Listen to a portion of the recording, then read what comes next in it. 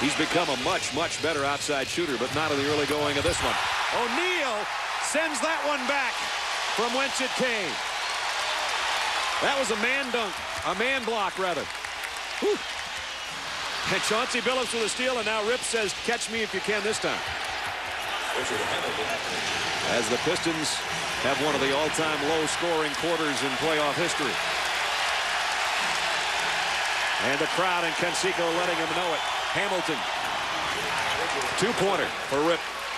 And they're still up by one. Yeah, and that's because, again, their extra play in the first quarter. Now it's the Pistons, to me, who are doing all the other things, and they're about to get themselves a lead. There it is. First lead. He said keep moving the ball from side to side, continue to take care of the basketball, and just keep it close. Then he says we have a great shot. Guys? You know, he makes a great point. Ben Wallace didn't play much of the first half at all. He got those 2 fouls, and he never came back out.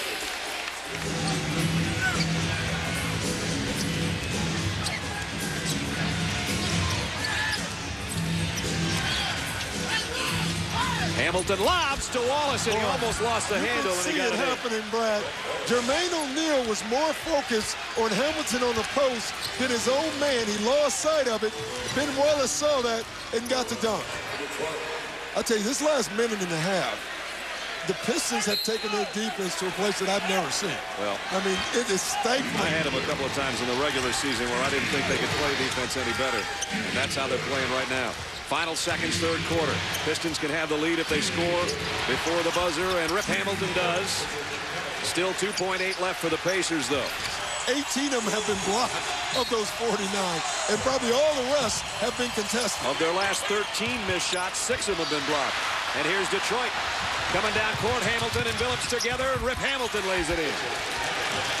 You know, the two players who have shot the ball well are Reggie Miller and Rip Hamilton. Reggie Miller and his mini-me, as he would say. The two most efficient players. Now, Rip Hamilton has just drawn an offensive foul on Reggie Miller. So the game continues. He learned from that last one. When Reggie pushed that time, Rip Hamilton react. Now watch Rip.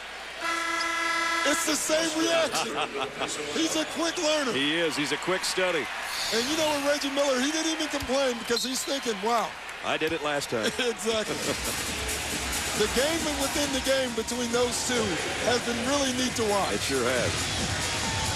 Here they come again. Rip got around a pick. Reggie got back on him. Now he drives and scores. That's why he wears that mask. He took one in the face right there. Right in the face. Biggest lead of the night for the Pistons. Rick Carlisle's seen enough for right now. He wants to talk about it. And I think Rip's feeling the effects of that one. He was crushed on that last one. He got the shot, but he got a whole bunch of Jermaine O'Neal after it went in. Right there. And went down hard. And then started adjusting the face mask. Yeah, I think he hit his head on Foster's knee. Pistons on an 8-1 run, and they lead by 4. And he's got less than 5 minutes left to run. Brad, it's no way that I would want to officiate this game.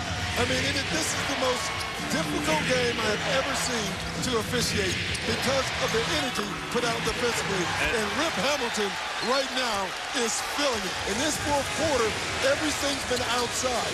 I'm going to say it again. They have to find Jermaine O'Neal. And Ron Artest, I think, is just fouled out. And Rip Hamilton is causing havoc with his movement. He's running around like it's the first quarter. He's the leading scorer for the Pistons with 18 and trying to add 2 more here. Was not Ron Artest's night tonight.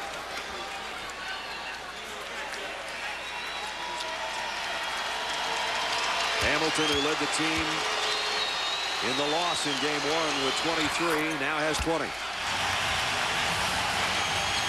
Hamilton trying to get free of Miller on the baseline. Gave it right back to Wallace. O'Neal blocked it. 4 on the shot clock. I don't know if Billups knows that. He lost the handle. Tinsley, Reggie Miller.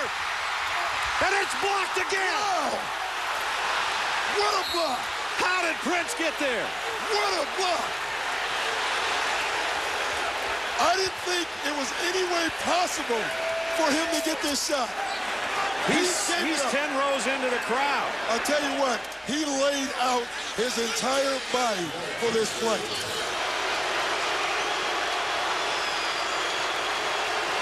"26 block shots tonight, the most ever by two teams combined in a playoff game."